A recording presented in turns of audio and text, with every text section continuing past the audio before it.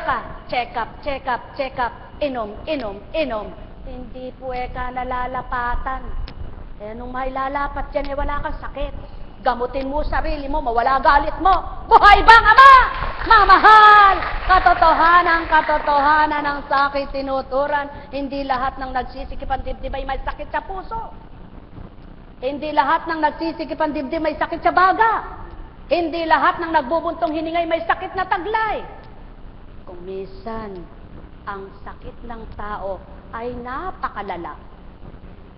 Ang kaluluwa mo pala may kanser. Pinagagamot mo yung sakit lang ng ulo mo. Ang kaluluwa mo na may kanser ang sakit. Paano kanyang gagaling? Paano kanyang magliliwanag? Paano kanyang mabubuti at bubuti? Mayroong isang kanser ang sakit. Nasaan po yun? Baka, tingnan mo nga katabi mo, baka lumipad yung kaluluwa mo. Buhay bang Ama?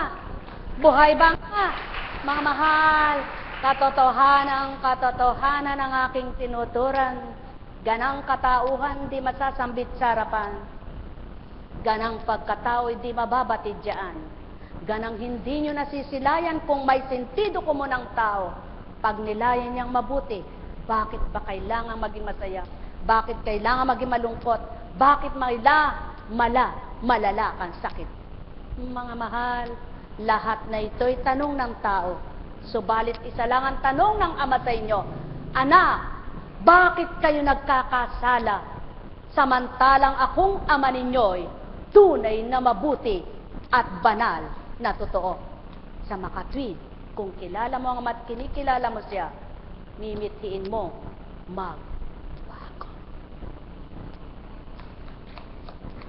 Kaya po kung sino pinatatamaan mo, general, ang mensahe, pangkabuuan, hindi sa'yo lamang. Kaya huwag kang masaktan, huwag kang magdamdam. Alam kong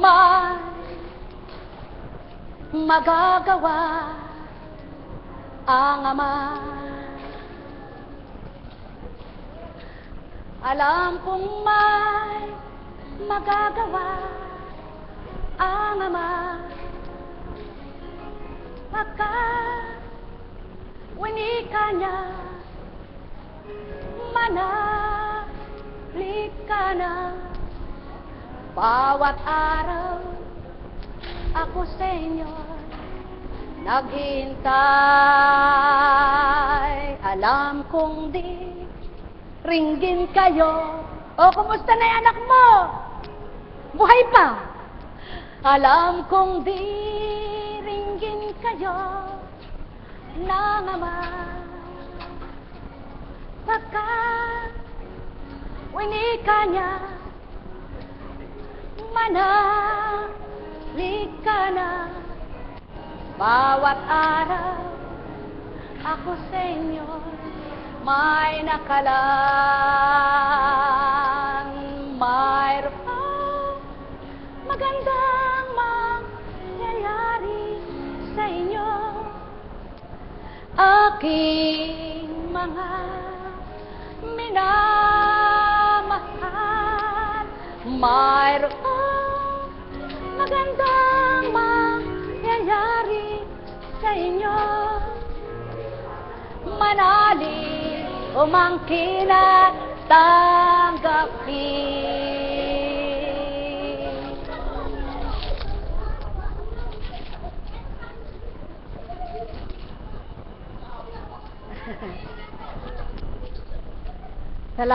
Salamat kay kapatid na Alan.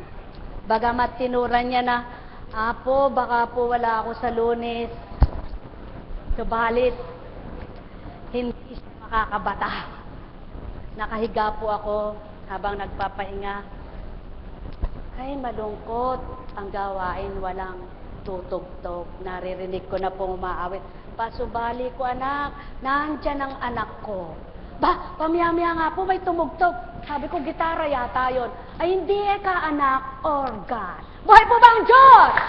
Napakabuti ng Ama, napakadakila. Bakit po? Sulong po, pag nilaya ninyo ang ibig kong ituran. Gano man kaganda ang tinig ng mga awit, Kung walang tumutugtog, maganda bang pakinggan?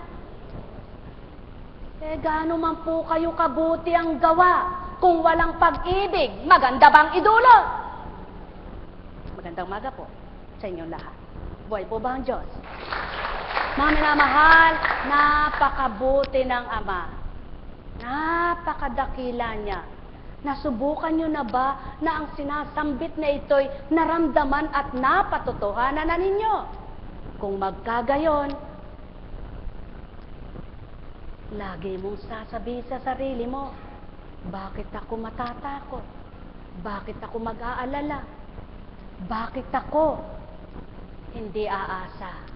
Samantalang ang buhay ko'y mula sa Ama, alam ko, sa tuwin ay nandyan lamang siya. Buhay bang Ama? Buhay bang Kristo? Buhay ang Espiritu? Espiritu Santo, halina kayo mga mahal ko, sa tuwin ay gabay at patnubay ng lahat ng anak ng Ama.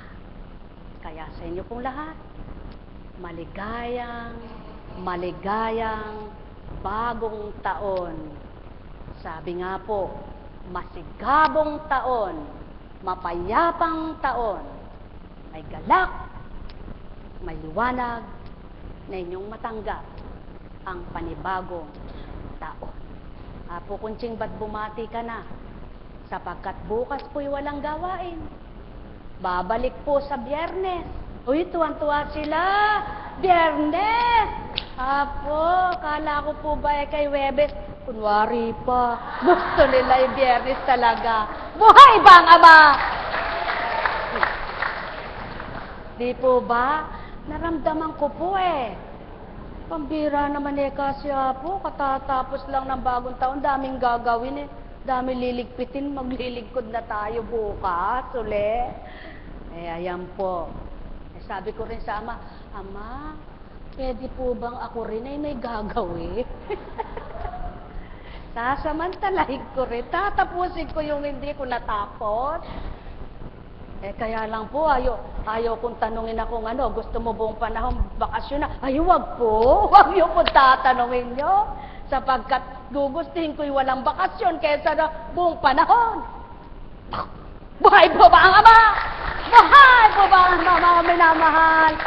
Kung alam nyo lang po, na napakasarap maglingkod sa Diyos. Sa Diyos na totoo. Totoo po yan. Masarap maglingkod. Kaya lang po yung totoong paglilingkod, ha? Baka mamaya, kaya ka naglilingkod, gusto mo'y may regalo, gusto mo'y pera. Eka, ilang taon na ako naglilingkod, di man nagbabago buhay ko. Aba, kaya pala naglingkod, gusto yung magbago ang buhay. Ang baguhin mo muna yung sarili mo, at susunod ng Ama ang pagbabago ng buhay mo. Buhay ba ang Diyos? Nako, bakit kaya ganon? Ang palagay ng iba, kapag naglingkod ka, yayaman ka. Abay, talagang mayaman at mapagpala ang Ama. Kaya lamang tinitingnan niyang anak niya kung kaya ka naglingkod para yumaman o talagang totoo ka sa kanya. Tama ba ga? Kaya tuloy, yung umaasang mababago ang buhay dahil naglingkod, nabigo, aba, tumalikod. Saan kaya niya hahanapin ang Diyos niya?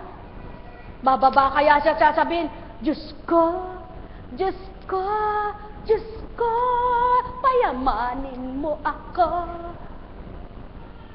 Yung yumaman ka sa pananampalataya at pagtitiwala sa Kanya, hindi pa ba sapat yan? Na nakontento ka sa buhay mo sa konti at marami, sa wala at meron. Ba, kung kayamanan sa lupa ang hanap mo, hindi mo makikita sa Diyos mo. Hintayin mong siya mismo magpala sa'yo. At habang pinagpapala kay, lalo mo siyang kilalanin. At kung wala ka pang pagpapalay, magtiis-tiis ka baga. Hanggang makita mong ika'y palayain. Buhay ba ang Ama? Gusto mo naman naghukay ka ngayon, nakita mo bukas yung ginto. Aba, Saan po ba may ginto na mababaw ang pagkakabaon? Sige nga, tanungin ko kayo, mga matatanda sa una. Mayroon po bang matanda sa una dito? Wala, ilang taon na lang. Mapalad po kayo, mapalad po kayo. Yung mga sinisilang ngayon, kung buhay pa po tayong dalawa noon, sabihin nyo, hindi pala sinungaling yung espiritu, kaya po kunching. Wala na pong magkakaedad na katulad ninyo sa mga isisila ngayon. Ilang taong ka na, kapatid? Ilang taong ka na? Mabuti kung abuti ng 80 yung mga bago sila ngayon at 75 man lang. Kita nyo? 40 lang may diabetes na. 20 lang may diabetes na. Di baga? Mga mahal, nagmamadali ng magpakilalang Ama sa buhay ng tao. Nagmamadali niyang makilala lahat ang tapat na anak niya. Naway maging tapat ang lahat sa Kanya. Buhay bang Ama? Naniniwala po ba kayong may langit at impyerno? Yan naman ang tao naniniwala po Pero hindi sa paniniwala niya, nakikita mo yung totoong ginagawa niyang takot siya sa impyerno. Bakit, Apo Kunching? Kung talagang takot siya sa impyerno, ba't hindi niya matalikuran yung kasalanan niya? Buhay bang Ama? Apo Kunching, sino po ba ang banal? Sino po ba hindi nagkakasala? Wala. Lahat ng tao'y nagkasala. Lahat ng tao'y may kasalanan. May orihinal na kasalanan na mula pa kay Eva. Subalit walang masama na hindi makapagbabago. Walang naligaw na hindi may tutuwid. Walang taong nadimlan na hindi magliliwanag. Kung nakilala niya ang kanyang tinatawagan. Lahat ay may pagbabago at magbabago. Lamang nasa tao kung totoo. Magandang umaga po, mga mahal ko.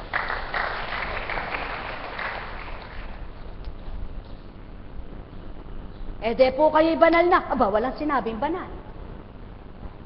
Sino magsasabing, ako'y banal? Kahit sino pa. Maging ang Kristo, hindi sinabing, ako'y banal. Walang sinambit, kundi pawang katotohanan. Kaya kung totoo rin ang tao, hindi mo man ipakilala sa kapwa mong banal ka, ang kikilala sa iyo, ang bumuhay na totoo. Nagpahiram ng buhay mo, nagpahiram ng lahat ng nasa sa iyo. Mga mahal, sumainyo ang kapayapaan. Buhay bang Ama? Buhay bang Kristo? Buhay bang Espiritu? Kung magkagayon, mabuhay kayong lahat sa pamamagitan ng pananampalataya. Lahat ay umasang may bukas pa.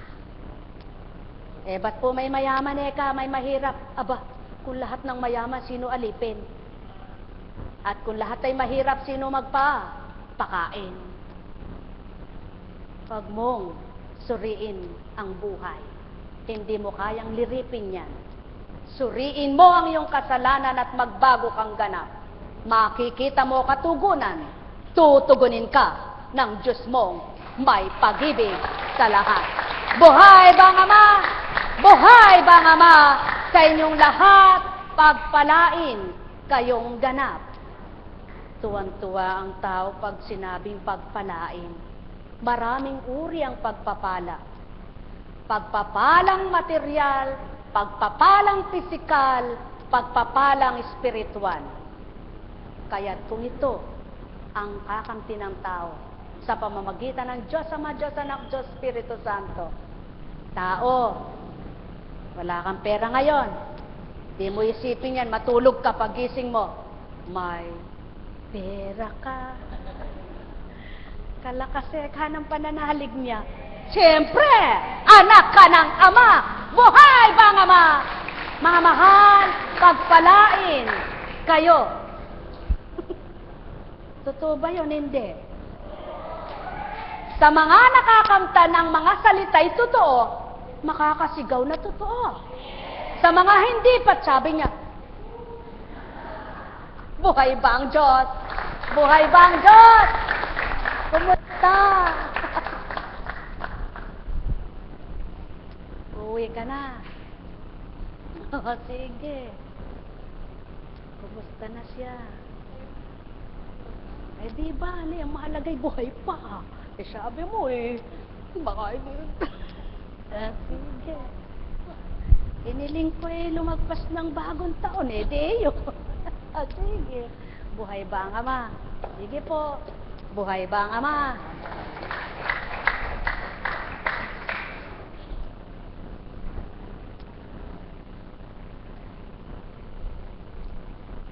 Sabi ng tao, naku Eka, ilang paputok kaya ang papuputokin ko? Ilang loses kaya sisindihan ko? Ilang kayang fountain ang bibilangin ko? Para maglibagablab Eka ang harapan ko. Pinagliligablab mo, pinaglalagablab mo yung paningin mo. Ang puso mo'y ayaw mag-alab kay Kristo. Buhay ba ang Ama? Mga mahal, tandaan po ninyo, napakabuti ng Ama. Talagang lahat ay binibigay niyang kaparaanan para kumita ang tao. Di ba kayo nagninilay? Para kumita ang tao, para magkaroon ng kabuhayan, para naman makakain. Eh kung wala pong mahilig bumili ng mga fountain, ng mga paputok, paano kikita yung mga Kaya lang kung minsan sa sobra namang pagnanasa ng pera, parang tubong lugaw yata yan, At yung iba naman hindi na iniisip na ang kapakanan. Ang mahal, ang wika ng Ama. Magnasa ka, oo, dapat lamang. Subalit, ang labis at hindi dapat, wag mong pagnasahan. Buhay ba ang Ama? Kapagkat pawang katotohanan ng lahat ay para sa ikabubuti ng tao at sa ikabubuti ng kaluluwa ng tao. Ang layunin, hangarin ng isang Emmanuel, ng isang Kristo, para ang tao'y maligtas ang kaluluwa at katawan. Pagpalain kayo. May tanong po ba? Wala pong tanong. Kaya, maalaala nyo kaya ang Diyos Amang dakila kapag kayo'y naroon sa hirap na tinataglay, magagawa mo pa kaya sa tuwina'y sambitin mo ang Diyos Ama ng buhay, sa iyo'y nagpahiram ng buhay mong taglay. Kapag ika'y masaya, kapag ikaw ay maligaya, kapag ikaw ay malakas, kapag ikaw ay may kayamanan, mapalad kayong nakakaalala sa kabila man ang tinamasa. Hindi nalimot ang Ama na kilala siya at pinag-alayan pa. Yan ang katotohanan, aking mga minamahal, nalayo na't mithiin ng Ama sa lahat. Ang siya'y lubos na matanggap, ang siya'y ganap na madama, ang siya'y ganap makilala at ganap na ihandog buhay na pahiram. Kaya kayong lahat anak niya na may pag-alinlangan, sa kanya'y maging matapat na nang matapos na ang takot.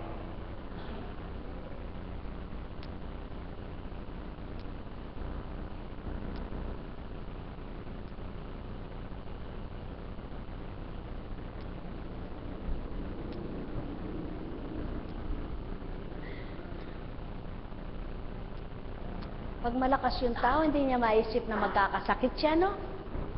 Gagawin niya lahat ang gusto niya, kakainin niya lahat ang gusto niya. Pag may sakit na, tsaka nagdudumali, nagmamadaling, Diyos ko po, pagalingin mo ako. Lord, here I am. Eh, ano kayang nagawa nung tinawag niyo yung ama niya? Nandito ka ako. Ikaw na may wala sa kanya. Buhay po ba ang Diyos? Kumusta po? Salamat po. Kumusta nyo na lang po kami kay... Ano po? Salamat at natapos yung... Maganda ba? Maganda. Maganda naman po, ano? Napakabuti ng Panginoon, napakadakila po niya. Alam niyo po, mahirap na masarap ang maglingkod sa ganitong gawain. Mahirap sapagkat hindi mo mapiplis lahat ng tao na maniwala sa iyo, tumanggap sa iyo at matuwa sa iyo. Masarap, maligaya sapagkat anuman ang sabihin ng kapwa mo, ang mahalaga, maligaya ang puso mo. Buhay ba ang Diyos? Sa mga nakikinabang, purihin ang Ama. Sa hindi nakinabang, wala po akong kasalanan sa kanila. Sapagkat sila na ang may sala. Binigay ng libre, pinamamahagi ng libre. Kung ayaw mo, bahala ka. Buhay ba ang Ama? Buhay ba ang Ama? Totoo po ba yun? Totoo po ba yun? Alam niyo po, kanya-kanyang paglilingkod yan. Kanya-kanyang pag-aatas yan. Nung bata ako, pangarap ko magmadre. Para ko narinig yung isang alagad, pangarap niya ay pare. Kaya lang, 1 linggo lang ba? Nagdalawang, 12. Naku, 12 araw naman pala. Eh buti ikaw, naka 12 araw ka. Ako kahit siyang araw, hindi ako nakapasok ng seminaryo. Sa pangarap kong magmadre. Nung bata po ako yung kumot baga, lalagay ko dito. Gagayon ko. Sabi ko, magmamadre ako. Pero hindi pala ako pinagmadre ng Diyos. Pero hindi man ako madre, nakasuot din ako ng... Kaya lang, iba'y suot na ito, no? At alam niyo po ba, bilang tao, ayaw ko nito eh. Sa bilang pagkatao, ayaw ko nito. Kaya lamang, para ko nang tinutulan ang Diyos na nagbibigay ng kalinisan kanino man kapag ito'y aking tinanggihan. At sa maniwala po kayo sa hindi ako bumibili ng sutana ko at di ako nagpapagawa. Nang unang magsuot ako ng sutana, isa lang ang nakatahi. Sabi ko, Panginoon, isa lang ang sutana ko po. Binigay pa. Eh, araw-araw naglilingkod. Pagkatapos ko naglingkod, laba. Plancha. Eh, paano kung umuulan? Paano matutuyo? Hindi ka pala dapat magtanong sa Diyos mo. Sapagkat yung isa na yun ay nadagdagan ng 2. Eh, di naging 3 po. Pagkatapos ng 3 na yan, aba, purihin ang Ama. Ngayon, ilang dosena. Wala akong binili kahit isa. Buhay ba ang Ama? Ang unang pinayari ko, pinakita sa akin kung anong yari. Ano po bang yari? Maniwala kayo sa hindi. Pinakita po ang yari. Minostra dun sa nagpatahi. Nang nagbigay, si Nanay Iya po ang unang nagbigay. Sinabi doon sa manggagawa, sa mananahibaga, tinating na po sapagkat January 27 isusuot ng madaling araw ng alas 3. Di dinala. Susukat ko po. Pasubali ko anak, hindi ang kasya, malaki. Sabi niya. Tinuloy ko pa rin po. Ay, nanginig ako. Initsa ko yung... Sabi ko, Diyos ko, bakit po ba? Ano po ba yung damit na yun? Di patakdaan na. Maniwala man po kayo o magalit man kayo, ang Ama ang nakaririnig ng lahat. Hanggang sa binalik, hindi daw po kasya, malaki daw po, mahaba. Binalik ulit. Anak, hindi pa kasya. Pangatlo po, yan, lapat na. Bakit anak? Sa ikatlong pagkakataon. Ang tao kapag tinatawagan ko, tatanggi-tanggi sa unang buhay niya. Pangalawang pananawagan ko habang may lakas siya, ayaw pa akong kilalanin niya. At kung minsan kung kailan naghihingalo tsaka ako hinahanap, Panginoon ko at Diyos ko. Huwag nawang dumatal sa puntos na ang buhay ng tao ay gayon ang mangyari. Kundi makilalang lubos ang Diyos Ama, Diyos Anak, Diyos Espiritu Santo, habang may lakas, habang maliwanag ang mata, habang malakas ang pandinig, habang nakalalasap sa pagkain at nakapagsasalita, habang nakalalakad, habang nakapaglilingkod kung anong dapat niyang paglingkuran. Mga mahal, napakabuti na. Napakadakil. At hindi ura-urada pagdaka sa loob ng 1 taon ay nagsuot ng ganito. Pinalipas mo ng 5 taon sapagkat hindi ko pa kaya. Sabi ng Panginoon, anak, pagtitibayin ko muna ang kalooban mo, ihahanda ko muna bago mo isuot ang nararapat. Nang una po ang tanong ay ganito, ano po ba gagawin ko? Magpapahaba po ba ako ng buhok? Para mukhang manang. Aanin mo ang buhok na mahaba, anak. Kung ano yung buhok mo nang ikaw ay naglingkod. Yan din, walang mababago. Pagkahaba-haba man ang buhok mo, anak, sayad hanggang lupa ito, kung ang isip mo'y bulok at marumi, walang silbi. Magsusuot po ba ako ng puting damit? Ano po ba isusuot ko, Panginoon? Hindi ko po kayang magsuot ng puti, bestida. Hindi ka dapat mag-alala. Kung ano ang kasuotan mo, sinusuot mo nung ikaw ay maglingkod, yan pa rin, anak ko. Tinuran po yan, subalit bakit pinagsuot ng ganito? Sapagkat magsuot ka man ng puting-puting kasuotan, kung ang puso mo'y burak ang laman, walang silbi. Ang mahal, ang Diyos ay buhay. Ang Diyos ay liwanag. Ang Diyos ay makatotohanan. Ang Diyos ay walang hanggan. Walang taong banal, lahat ay nagkasala. Walang taong magpapakabanal kung hindi siya makikilala. Walang taong magbabago kung hindi siya makikilala, kundi siya madarama. Nawa lahat kayo. Dumatalang araw at oras nang ganap niyong madamat makilala siya, upang sa gayon masabi niyo rin ang ganitong sinasambit ko. Ang kayo'y anak ng Ama na lumapit kumilala at nadama siya. Pagpalain kayo. Buhay ba ang Ama sa inyong lahat? Si Apo Eddie, alam niyo po, ayaw ko rin patawag ng Apo. Kaya sa una, Kang Conche, Sister Conche, Aling Conche, iba't iba na. Subalit, nang nagsuot na po ng puti, pasubali ko, ano baga ang Apo? Ang Apo ay kataas-taasan. Sa mga Kapampangan, Apo, Lola. Ano po?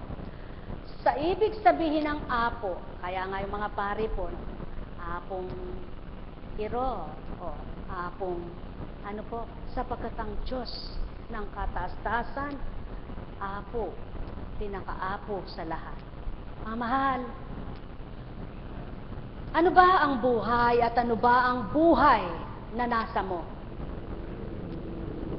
Maraming gusto ang tao, maraming hangarin ang tao. Subalit bakit sa dinami-dami ng gusto't hangarin, ang hindi maging pangunahin ang maghangad at gustuhin ng Diyos Ama ay tanggapin. Mahal na mahal ko kayo. Oo, tanggap mo. Oo, tinanggap mo. Ang tanong, nasa puso mo ba? O sino pang nakaukit diyan? Bunutin mo na. Baka tinik na nakatirik, kawawa ka. Sa inyong lahat, pagpalain kayo. Umayo kayong may galak sa puso nyo. Tanglaw ng Espiritu Santo'y magharing lubos sa buhay nyo.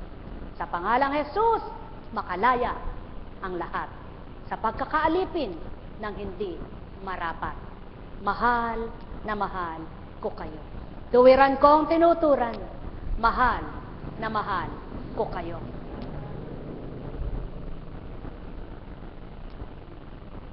Sayang na po. Paano po?